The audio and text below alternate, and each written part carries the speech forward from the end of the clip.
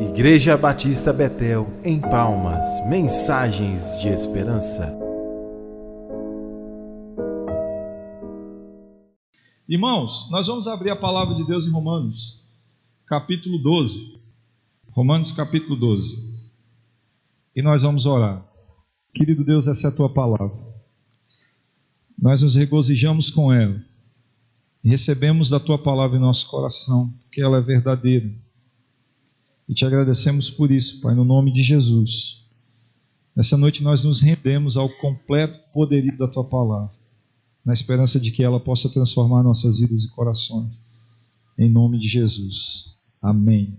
Amém. Romanos capítulo 12. Portanto, irmãos, rogo-lhes, pelas misericórdias de Deus, que se ofereçam em sacrifício vivo, santo e agradável a Deus. Esse sacrifício vivo, santo e agradável, é o culto racional de vocês. Não se conformem, se amoldem ao padrão deste mundo, mas transformem-se pela renovação da sua mente, para que sejam capazes de experimentar e comprovar a boa, agradável e perfeita vontade de Deus. Por isso, pela graça que me foi dada, digo a todos vocês: ninguém tenha de si mesmo um conceito mais elevado do que deve ter, mas ao contrário, tenha um conceito equilibrado, de acordo com a medida da fé que Deus lhe concedeu. Assim como cada um de nós tem um corpo com muitos membros, e esses membros não exercem todos a mesma função, assim também em Cristo nós, que somos muitos, formamos um corpo, e cada membro está ligado a todos os outros. Temos diferentes dons, de acordo com a graça que nos foi dada. Se alguém tem um dom de profetizar, use-o na proporção da fé. Se o dom é servir, sirva. Se é ensinar, ensine. Se é dar ânimo, que assim faça. Se é contribuir, que contribua generosamente. Se é exercer liderança, que a exerça com zelo. Se é mostrar misericórdia, que o faça com alegria. Queridos, nosso tema é: você foi planejado para fazer parte da família de Deus. E a ideia é que possamos estabelecer o propósito da comunhão. Veja só, o que nós estamos dizendo durante esses 40 dias é: eu e você fomos criados por Deus para um propósito. O Senhor pensou em nós quando criou o mundo e já tinha planos organizados e definidos para cada um de nós antes da criação do mundo. Diante disso, o Senhor pensou naquilo que seria ou que seriam os propósitos da nossa vida. Nós dizemos semana passada que o primeiro propósito de Deus para nós é a adoração. Nós fomos planejados para agradar a Deus. E durante toda a semana, você que está fazendo parte da campanha recebeu os áudios da leitura do livro e pode acompanhar essa realidade. Você pode saber o que é a essência, como tirar um sorriso de Deus, quando que Deus sorri, quando que você pode agradar a Deus ou não. Então hoje o que nós vamos ver é que você foi planejado para fazer parte da família de Deus. O que nós estamos chamando de família de Deus? A igreja do Senhor. A igreja do Senhor em todo lugar. A igreja do Senhor que se reúne nessa noite aqui na Betel, e a igreja do Senhor que se reúne agora em várias outras denominações e igrejas. A igreja que clama pelo nome de Cristo Jesus. Essa nós chamamos de família de Deus. Essa família de Deus, ela já existia antes, ela existe agora e ela existirá na eternidade. Ela sofre, ela padece, ela suporta várias adversidades, mas a igreja do Senhor tem permanecido militante sobre as obras das trevas. Sobre essa igreja é ministrada a palavra de Deus que diz que o inferno não vai prevalecer sobre ela. Mas observe uma coisa, querido, o termo igreja, ele acontece no Novo Testamento, eclesia, e ele aparece 114 vezes no Novo Testamento. O termo igreja. 114 vezes o termo igreja aparece no Novo Testamento. Mas para que você tenha uma ideia, dessas vezes que o termo aparece no Novo Testamento, 95 vezes é direcionada completamente a uma igreja local, a uma comunidade que se reúne na casa de alguém, a uma comunidade que se reúne sob a direção de alguém, a uma comunidade que se reúne na cidade tal. 95 vezes o termo vem tratar sobre uma igreja local. Das 114, 95 vezes sobre uma igreja local, que significa que em todo o Novo Testamento, a palavra e a direção de igreja, o foco que é dado é a respeito da igreja local, da comunidade dos santos. Então, eu preciso entender que Deus, ele tem um projeto para a igreja dele no mundo inteiro. No mundo inteiro Deus tem um projeto para a sua igreja. E a Bíblia não chama só a igreja de Deus de igreja. Existem outros termos que a Bíblia chama a igreja. Por exemplo, a Bíblia chama a igreja de corpo de Cristo. 1 Coríntios capítulo 12, 27. A Bíblia chama a igreja de templo do Espírito, de local onde o Espírito Santo vai atuando. Efésios capítulo 2, 21 e 22. A Bíblia chama a igreja de noiva de Cristo. Efésios capítulo 5, verso 27. A Bíblia chama a igreja de povo de Deus. 2 Coríntios capítulo 6, verso 16. A Bíblia também chama a igreja de Jerusalém Celestial, a cidade prometida para aqueles que são salvos. Apocalipse 19, 7 a 10. A Bíblia também chama a igreja de esteio e coluna da verdade. 1 Timóteo 3,15. A Bíblia chama a igreja de rebanho de Deus. Hebreus capítulo 13, 20. E a Bíblia chama a igreja de vinha de Deus. João 15, de 1 a 8. Todos esses nomes servem para a igreja de Cristo. Mas o foco que eu gostaria de trabalhar nessa noite é a igreja como sendo corpo de Cristo. Corpo de Cristo. Romanos capítulo 12. E o texto de Romanos vai destacar isso para nós. É importante que percebamos uma coisa. Se eu não considero a igreja local parte do corpo completo de Cristo na eternidade e na humanidade, significa então que eu também não faço parte do corpo de Cristo completo. Veja só, se eu não levo em consideração a igreja local, da qual eu faço parte, e não a respeito como corpo de Cristo, significa também que eu não faço parte do corpo maior, porque o Senhor me planta numa igreja local, o Senhor me coloca numa igreja local. E o texto de Paulo é muito interessante no capítulo 12 de Romanos, porque ele trabalha justamente esses aspectos da igreja como corpo de Cristo. É importante que a gente tenha em mente o seguinte, querido: a carta de Paulo aos Romanos, Paulo não abriu a igreja de Roma. Paulo está saindo da sua última viagem missionária, Atos capítulo 20, ele está mais ou menos hospedado ali na casa de Gaio, Atos capítulo 20, verso 3, em Corinto. Então a gente sabe que ele está ali saindo da sua terceira viagem missionária, já para o finalzinho da sua terceira viagem missionária, e ele tem uma esperança. Ele não conhece os irmãos de Roma, então a carta do apóstolo Paulo para essa igreja em Roma é uma carta também para se apresentar, falar: pessoal, eu sou Paulo, o pessoal fala muito de mim, mas eu estou querendo falar de mim agora. Então ele quer se apresentar, mas tem uma coisa que o apóstolo Paulo quer fazer também, irmãos. Veja só, o apóstolo Paulo ele não tinha intenção de desenvolver uma obra maior em Roma. A intenção do apóstolo Paulo, isso está relatado em Atos capítulo 20, era passar por Roma, recolher em Roma alguns mantimentos e ofertas, para que ele então pudesse evangelizar na Espanha.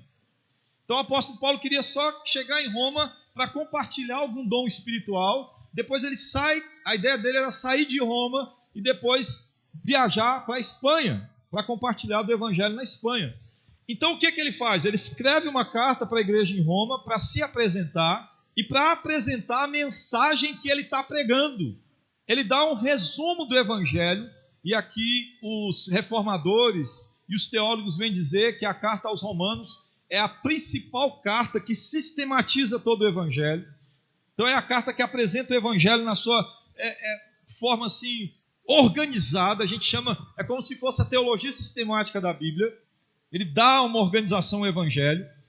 E ele até o capítulo 9, mais ou menos, vem dando a ideia de aspectos, de conceitos. O que é o evangelho? Como funcionou a morte de Jesus na cruz? Mas do capítulo 12 em diante, Paulo vem apresentar a parte prática do evangelho. E nessa parte prática do evangelho, ele começa dizendo isso para os irmãos. Irmãos, vale lembrar, queridos, que Paulo está escrevendo para um grupo de crentes. E é tão interessante esse negócio de igreja local, porque, se eu não me engano, salvo os evangelhos e Atos, Evangelho, Atos e Filemon, todas as outras cartas do Novo Testamento e os outros livros do Novo Testamento foram escritos tendo o objetivo de lidar com a igreja local. Então as cartas foram escritas para igrejas. A gente tem carta, por exemplo, de 1ª, 2ª Timóteo e Tito, que foram cartas escritas para líderes na igreja. Então, cartas escritas ou para a igreja ou para a sua liderança. E a carta o Evangelho de Lucas e Atos, que era um texto só, era Lucas Atos. Na nossa Bíblia foi dividido para facilitar, ser um processo didático mais tranquilo. Foi escrito então a Teófilo, texto organizado para escrever a Teófilo, para apresentar o Evangelho a Teófilo. Mas você tem praticamente 80% do Novo Testamento dedicado e comprometido com igrejas locais, para a edificação das igrejas locais. Por isso que nós não podemos desprezar e desmerecer isso que a Bíblia chama de corpo de Cristo e família de Deus. No versículo 1, Paulo diz assim: irmãos, se as misericórdias do Senhor nos alcançaram, então essas misericórdias é que eu peço a vocês agora, pelo amor de Deus, por essas misericórdias, que vocês se ofereçam em sacrifício vivo, santo e agradável a Deus. Este é o culto racional de vocês. Perceba uma coisa, a ideia de sacrifício do apóstolo Paulo ela é meio judaica, porque Paulo era judeu.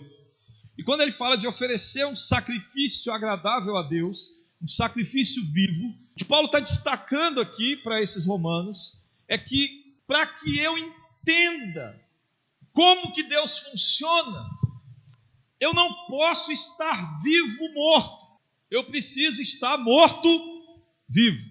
Não, pastor, como é que é esse negócio? Explicar. A Bíblia diz que aquele que não perder a sua vida não pode achar, e aquele que acha que achou a sua vida, na verdade perdeu. Na ideia de dizer para a gente o seguinte: se eu continuo vivendo sem a perspectiva de Cristo e de sua salvação, a vida que eu acho que tenho e chamo de vida, na verdade é morte, porque eu tenho um caminho já traçado. Cristo então abre e percebe a minha condição de desespero e perdição, e eu preciso muito, irmãos, que nós possamos entender isso. O Evangelho não é uma porta que se abre para enfiarmos pessoas no inferno. O Evangelho é um Cristo que morreu para gerar esperança e salvação de todos nós que já estávamos condenados e perdidos. Nós não devemos pregar o Evangelho só na perspectiva do inferno, mas com a perspectiva da boa nova, que é a salvação em Cristo Jesus. Paulo vira para eles e fala assim: perceba uma coisa, se vocês não se apresentarem como sacrifício vivo, vocês não terão a condição de perceber a vontade de Deus. O verso 2 diz assim: não se amoldem ao padrão deste mundo, mas transformem-se pela renovação da sua mente, para que sejam capazes de experimentar e comprovar a boa, agradável e perfeita vontade de Deus. Irmãos, para que possamos fechar o verso 1 e o 2, entenda, existe um movimento de crítica da igreja local recente. O que é dito é o seguinte: não dá para viver esperança no contexto de uma igreja local, porque a igreja local tem muita gente falha, muita gente que erra, muita gente que peca, muito pastor fazendo bobagem. Então como é que eu vou viver esperança numa realidade de igreja local se é um lugar com tanta gente falha? A outra crítica que é dita à igreja é o seguinte: a igreja se aproveita das pessoas na manipulação da fé, para que essas pessoas então possam enriquecer suas lideranças. E a outra crítica que é feita é a seguinte, que é uma crítica mais perto da nossa realidade. A pessoa às vezes se dedica a um trabalho na igreja, e ao se dedicar a esse trabalho vai perdendo as forças, porque não consegue ver pelos seus olhos a contribuição que ela está dando a Deus. Um belo dia uma pessoa virou para mim e falou assim: pastor, eu dediquei minha vida à convenção fulana de tal, e quando eu precisei dela, o que foi que ela fez comigo? Me deu um chute e me mandou embora. E eu lamento muito, irmãos, por essas circunstâncias. Mas perceba uma coisa, 1 Coríntios capítulo 15, verso 58, diz que se o nosso empenho, se o nosso objetivo é o trabalho a Deus, se é para a glória de Deus, então eu posso me manter firme e sempre atuante na obra de Deus, porque se o trabalho é para Deus, então eu terei resultado e fruto. Não é o que as pessoas fazem ou deixam de fazer conosco, é aquilo que fazemos para Deus. O apóstolo vem dizer então, na realidade de uma igreja local, se você tiver a cabeça de alguém que não passou pela experiência da conversão, você não vai conseguir olhar para os atos de Deus e perceber bondade, perfeição e soberania. É como alguém que olha para a rua e vê a pobreza e fala: onde está Deus se existe a pobreza? É como alguém que olha para uma criança que nasce com qualquer problema de saúde e o questionamento é: por que Deus permitiu que isso acontecesse? Essa semana nós intercedemos por uma lamentável tragédia em Janaú, em Minas Gerais, quando aparentemente um incêndio criminoso, o sujeito parece que planejou um incêndio, ele ateia fogo numa creche, mata cerca de 4 crianças e 2 adultos, queimados numa creche. E nós lamentamos por isso, e nós oramos por isso. E a grande pergunta que é dita é onde está Deus diante do sofrimento humano? Eu quero que você perceba uma coisa, a pergunta a ser dita não é essa, porque o Senhor continua governando e gerenciando e dando a sua provisão a toda a humanidade. A pergunta é: onde está a humanidade que não consegue se achegar a Deus e perceber que estamos criando monstros dentro de casa? Não é onde está Deus, é onde está o ser humano que não se aproxima de Deus e de sua vontade, porque Deus está sempre disponível, Ele está sempre de braços abertos, dizendo: vinde a mim todos vós cansados e sobrecarregados, eu vos aliviarei. O texto vem dizer que só é possível saber que a vontade de Deus é boa, perfeita e agradável se eu passar por uma experiência de transformação da mente. Querido, preste muita atenção nisso. Imagine um gordinho, e aqui eu não quero falar, não estou falando mal de ninguém, eu só quero que você visualize assim. Um gordinho, bem gordinho, o pastor está gordinho, pronto, imagina eu. As camisas que eu usava eram. Só que aí eu decidi na minha cabeça que eu não vou mais usar camisa M. Daqui para frente é P. O corpo que eu estou aqui. Essa aqui mesmo é G um pouquinho mais, né? E eu venho então para a igreja com a camisa P. Te pergunto, estou magro porque estou usando P? Eu estou arrochado, né? E muito. Mas é mais ou menos a pessoa que quer experimentar da graça de Deus sem Jesus. Eu não vou conseguir perceber o caminho da graça de Deus se o Senhor não transformar minha mente e meu coração primeiro. Então, primeiro, eu só posso entender o que é fazer parte da família de Deus se eu entender que Cristo Jesus morreu pelos meus pecados e eu careço dele, eu preciso dele. Se não for ele, não tem como fazer parte dessa família. Segundo, eu só vou ter condição de fazer parte da família entendendo isso, que Cristo é de fato o Filho de Deus, o Salvador da humanidade, mas a partir do momento que ele transforma minha mente e meu coração. Isso é possível que ele transforme minha mente e meu coração, querido, se eu for um sacrifício vivo, santo e agradável a Deus.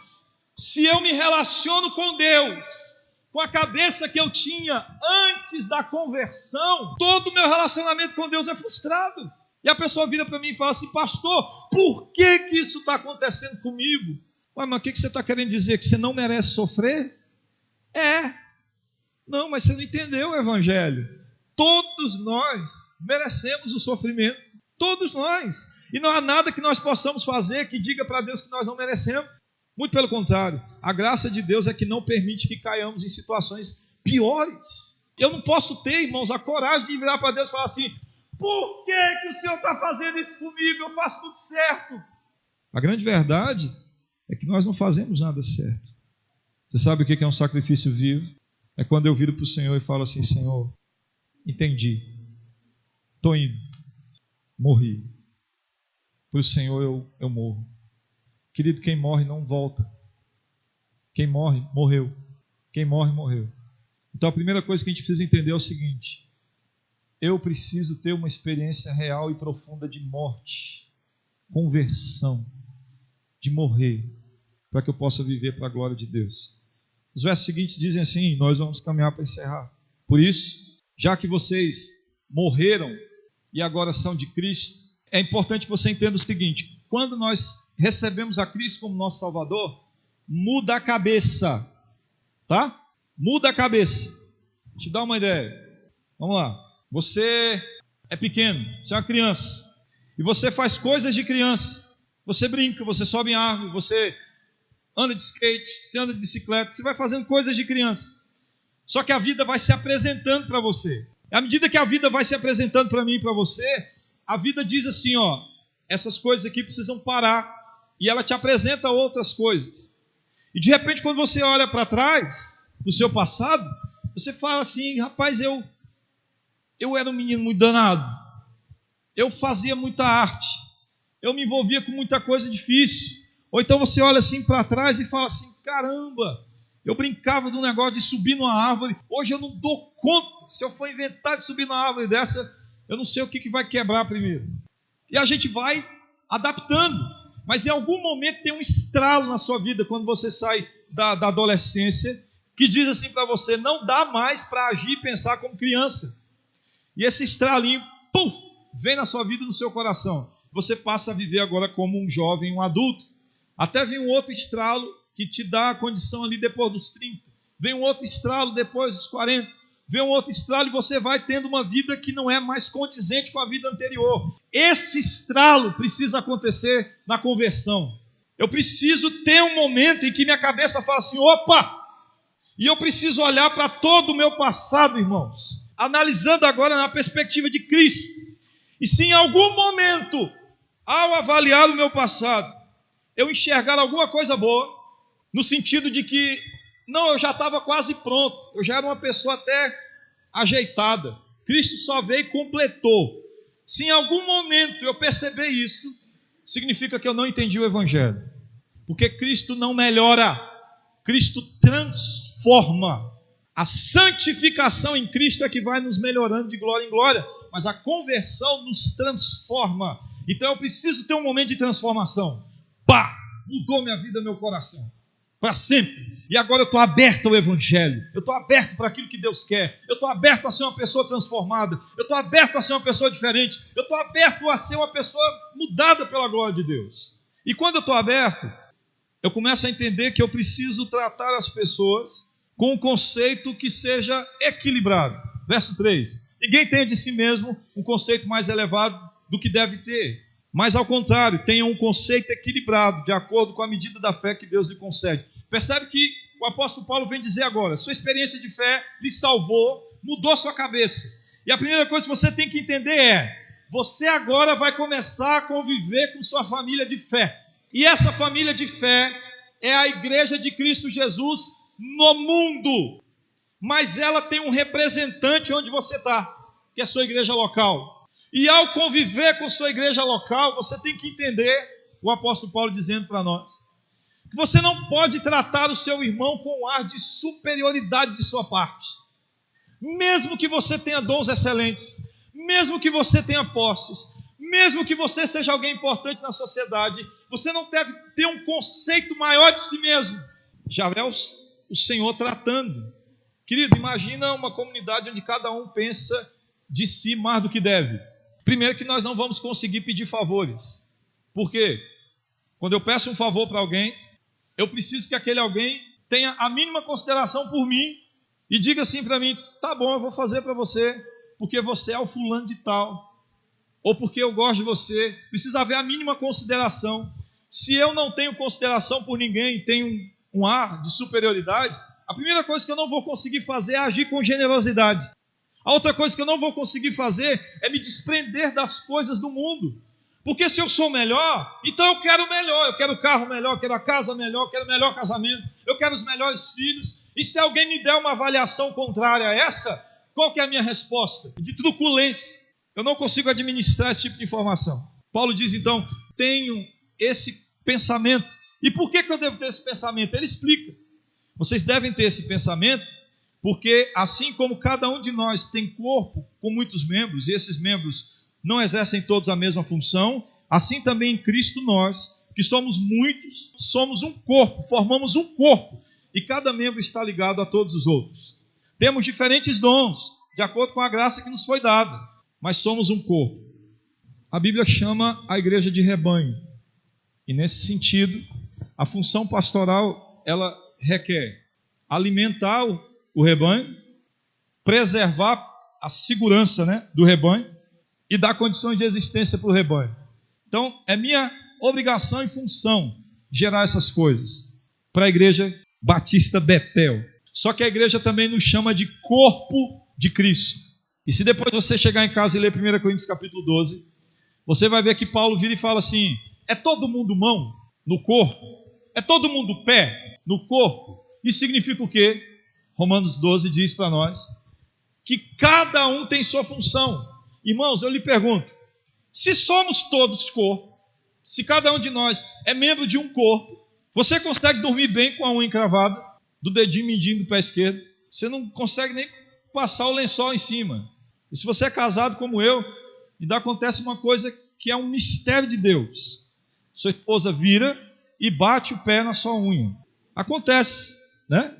E se você tiver um problema na unha como eu, ela não sara, porque toda noite ela faz isso com você, vira e pum! Eu amo minha mulher, irmãos, ela sabe disso.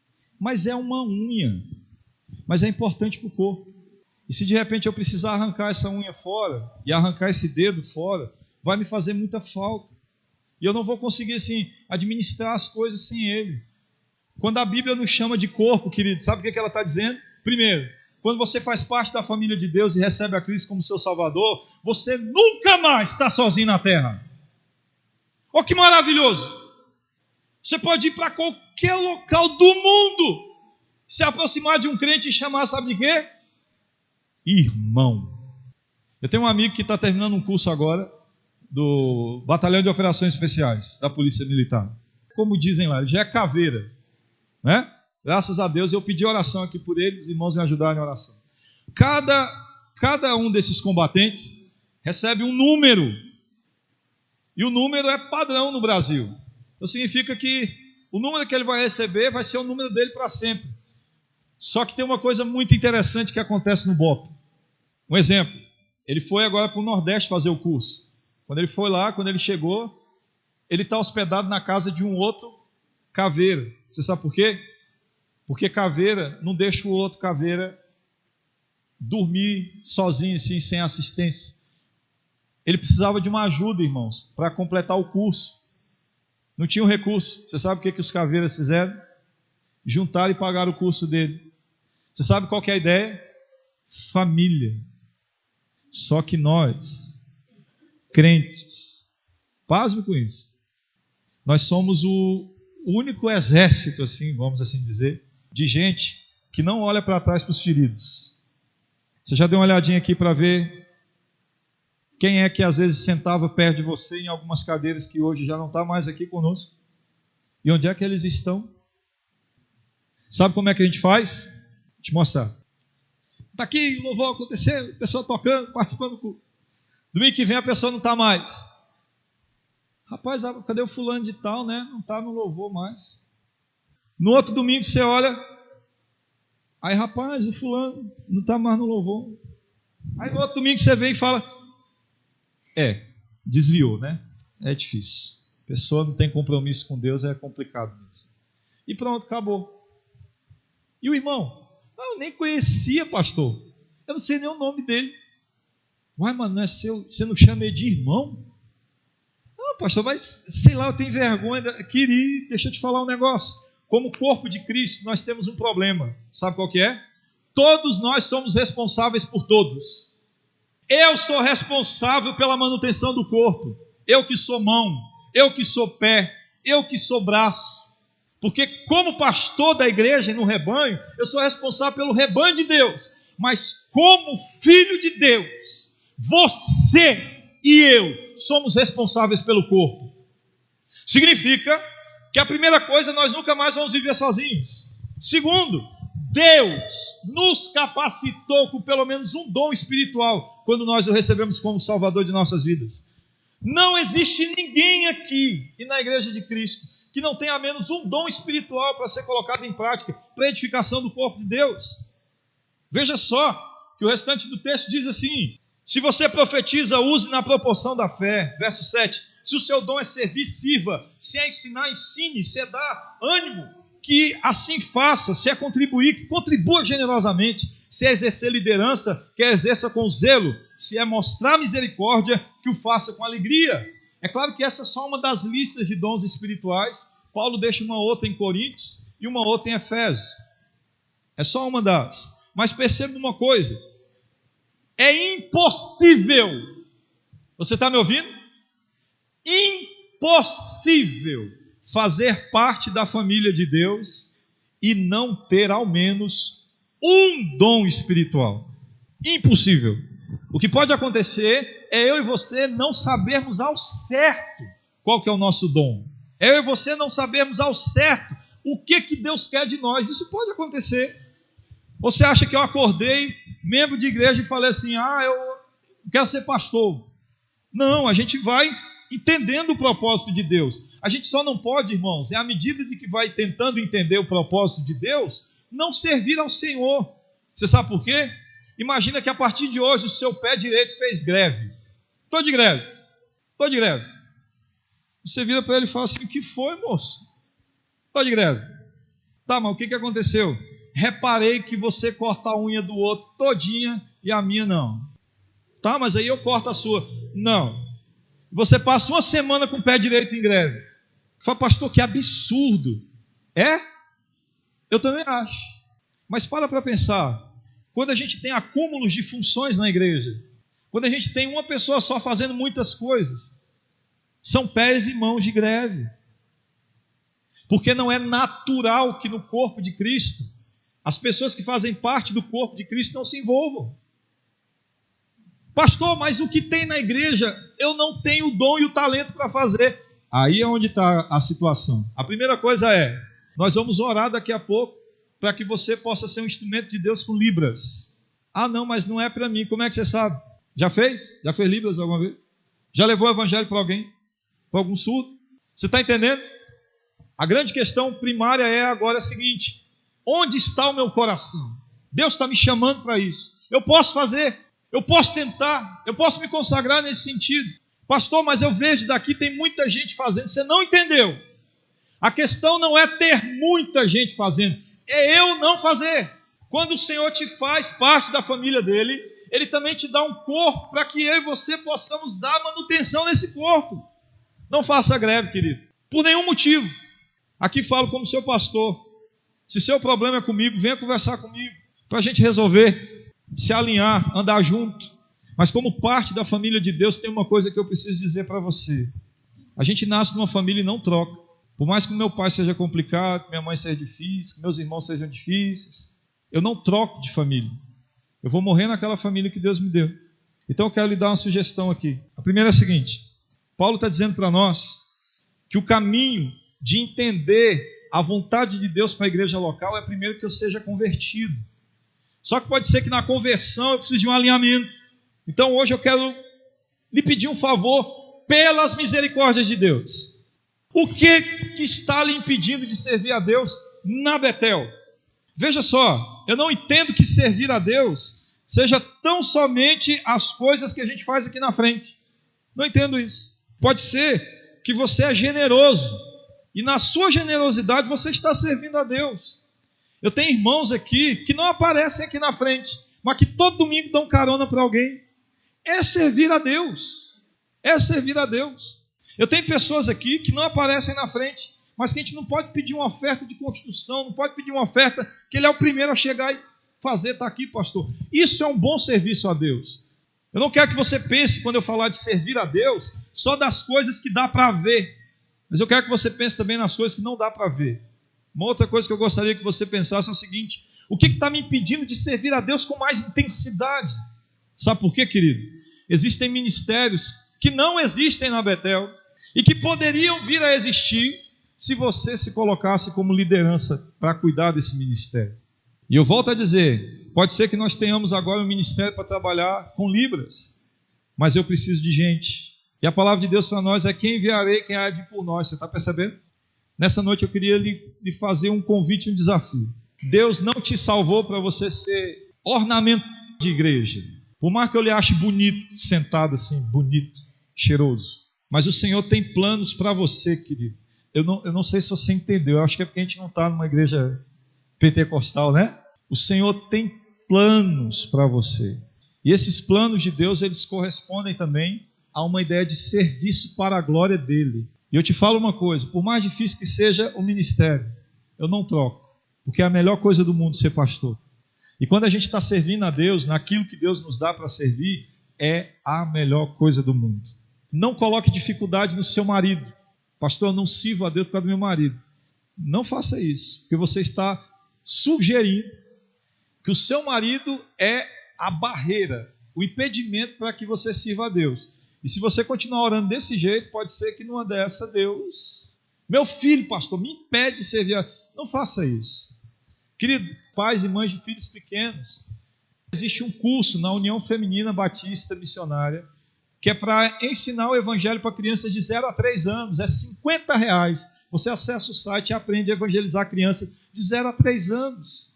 Existe ministério mais bonito do que o do vovô e da vovó? Existe ministério mais bonito do que de uma mãe de família que cria seu filho preocupado com o evangelho? Existe ministério mais bonito do que um pai que leva sua filha para poder servir a Deus junto com ele e com ela? Você está entendendo? Tem muita coisa para a gente fazer. E Deus está chamando a Betel para isso. E eu quero orar por você. Pastor, eu não sei, mas eu quero fazer. Faça isso. E nós vamos orar agora por isso. E eu quero orar por você. Ser parte da família de Deus é entender que a gente não vive sozinho mais. Eu sempre tenho um irmão com quem eu posso me apoiar. Ser parte da família de Deus é entender que o Senhor transformou minha vida para que eu possa viver bem em comunidade. O meu desejo é ter paz um com os outros. Ser parte da família de Deus é perceber que eu não posso mais pensar do outro menor do que eu tenho que levar o outro em consideração. Ser parte da família de Deus é receber de Deus ao menos um dom espiritual. E ser parte da família de Deus é trabalhar para a edificação do corpo, porque quando eu não faço, alguém sofre. Quando eu não faço, alguém perde. Quando eu não faço, alguém vai perder a graça de Deus. É o que está em 1 Coríntios capítulo 12. Eu quero orar por essa igreja que é corpo. E por essa igreja de irmãos valentes que têm trabalhado na obra de Deus há 21 anos. Eu não sei às vezes como é que você está, desanimado ou alguma coisa nesse sentido, mas eu quero orar por você. Sentadinho do jeito que você está. Se de repente você está nos visitando e fala assim, pastor, eu quero servir, você também é bem-vindo. Você é bem-vindo. Vamos orar? Baixe sua cabeça. Feche seus olhos. Santo Deus, a tua palavra nos diz que nós devemos pedir e clamar ao Senhor por mais trabalhadores. E nós estamos orando esses 40 dias, Senhor, por mais trabalhadores. Não que os nossos não sejam bons, não que aqueles que o Senhor já deu não sejam pessoas do Senhor na hora. Eles e elas são pessoas maravilhosas. Eu louvo ao Senhor pela vida desses que trabalham em nossa igreja. Mas a minha oração, Deus, é porque eu sei que o Senhor tem um chamado para nós. A minha oração é porque eu sei que o Senhor não quer ninguém quietinho. O Senhor tem planos e propósitos maiores. Daqui, Senhor, o que eu posso contemplar é um povo do Senhor, o corpo do Senhor. Gente que às vezes está perdida, doente, com problema, mas que tem um coração na tua obra. E eu sei disso, Deus. Eu louvo o teu nome por isso. E agora eu peço ao Senhor, Deus, que quando nós fizermos esse apelo por Libras, que pessoas se levantem. Que quando nós fizermos esse apelo por trabalho na tua obra, que pessoas se levantem. Que quando nós fizermos esse apelo, Deus, fazermos parte da família de Deus, que pessoas se comprometam com a tua igreja para a glória do teu nome. Que aqueles que ainda não são batizados recebam de Deus a intenção do batismo. E que nós possamos entender que temos um chamado de Deus. Querido, agora eu quero que você olhe no seu coração aí sozinho. E pergunte a Deus, Senhor, estou aqui. O que o Senhor quer que eu faça? Senhor, eis-me aqui. Envia a mim. Ore aí no seu lugar e fale isso para o Senhor. Deus, o que o Senhor quer de mim? O Senhor quer que eu sustente alguém? O Senhor quer que eu sustente um missionário até que ele morra? Você sabia que missionários não têm aposentadoria? O Senhor quer que eu sustente a tua obra em algum lugar? Que eu financie seminaristas? O Senhor quer que eu... O que o Senhor quer que eu faça, Senhor? Ele vai te dizer, querido. Ore aí no seu lugar. E em oração com os olhos fechados. Eu quero orar agora por você que sentiu o toque de Deus para trabalhar com Libras nessa igreja. Fique em pé no seu lugar. Você que fala assim, pastor, eu quero enfrentar o desafio de levar o evangelho por Libras, para que eu não deixe a irmã quieta lá naquele lugar, sem nem ouvir a tua palavra, e para que outras pessoas possam receber do evangelho também nesse lugar. Se você quer trabalhar com Libras, e tem sentido o chamado de Deus agora para trabalhar com Libras, eu quero pedir para que você fique em pé no seu lugar, e nós vamos orar por você.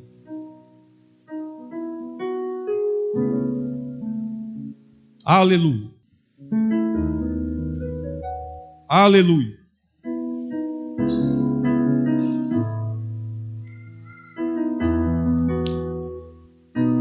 Aleluia, porque é o Senhor quem chama. Aleluia, porque é o Senhor quem chama. É o Senhor quem chama. Deus, eu oro pela vida da Lígia, pela vida do Alex. Por esses irmãos que hoje se comprometem, Deus, em levar do Teu Evangelho pela linguagem de sinais. Senhor, dê a eles inteligência e sabedoria para aprenderem esses sinais o mais rápido possível, para que tua filha ouça da tua palavra, do teu evangelho, para que outras pessoas sejam alcançadas pelo teu evangelho através da vida dos nossos irmãos. Dê a eles fogo, poder vindo do Senhor, para que o teu evangelho seja pregado através da vida deles, e não os permita desanimarem, Deus, na caminhada, mas mostre os frutos desses corações, para que nenhuma ocupação seja mais importante do que levar o teu evangelho e aprender dessa linguagem de sinais, Pai, em nome de Jesus. Em nome de Jesus. E agora eu quero orar por você que sente de Deus o chamado para servir ao Senhor com mais intensidade, mas não sabe nem o que é. Você que é corpo de Cristo e que às vezes já está perdido, sentado tanto tempo na igreja sem saber o que faz. Pode ser que eu tenha pessoas aqui que Deus quer mandar para o seminário, querido, para a obra missionária. Pode ser que eu tenha gente aqui que já trabalhou com todo tipo de coisa. O Senhor está falando, vai me servir na obra. E só lhe falta coragem nessa noite. Eu clamo pelas misericórdias de Deus. Tenha coragem e assuma o chamado de Deus para a sua vida. E eu quero orar por você que quer servir a Deus nessa igreja. Você que não quer ver mais esse pastor fazendo tudo, está errado isso. Você que quer se comprometer com a obra de Deus, até com outras coisas. Você que fala assim, pastor, eu tenho uma ideia e eu quero trabalhar nesse negócio aqui. Fique em pé no seu lugar, querido. Eu quero orar por você. Você que já não se conforma mais em ver a coisa do jeito que está. Você que quer servir a Deus, fique em pé no seu lugar. Eu quero orar por você nessa noite. É Deus que chama. Deus que está te chamando agora para o seminário, para o ministério. Deus que te chama agora para a obra missionária. Se Deus te chama agora para servir nessa igreja, se Deus te chama agora para servir com intensidade, para rever a maneira como você tem servido a Ele, eu te peço, fique em pé e assuma esse compromisso com Deus agora, em nome de Jesus, e com essa igreja local, para a glória do Senhor. Não tenha medo, o Senhor lhe sustentará sobre todas as coisas. Fique em pé, eu quero orar por você.